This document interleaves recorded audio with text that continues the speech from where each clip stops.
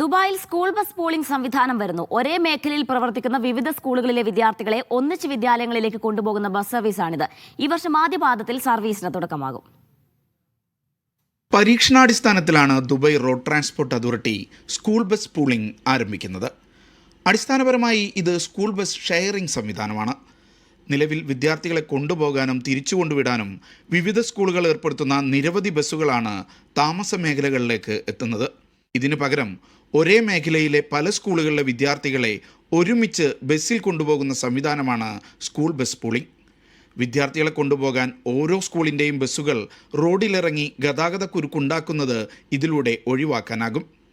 നിരത്തിലിറങ്ങുന്ന school ബസ്സുകളുടെ എണ്ണം മാത്രമല്ല, വിദ്യാർത്ഥികളെ കൊണ്ടുപോകാൻ എത്തുന്ന സ്വകാര്യ വാഹനങ്ങളുടെ എണ്ണവും കുറയ്ക്കാൻ അധികൃതർ ഈ പദ്ധതിയിലൂടെ ലക്ഷ്യമിടുന്നുണ്ട്.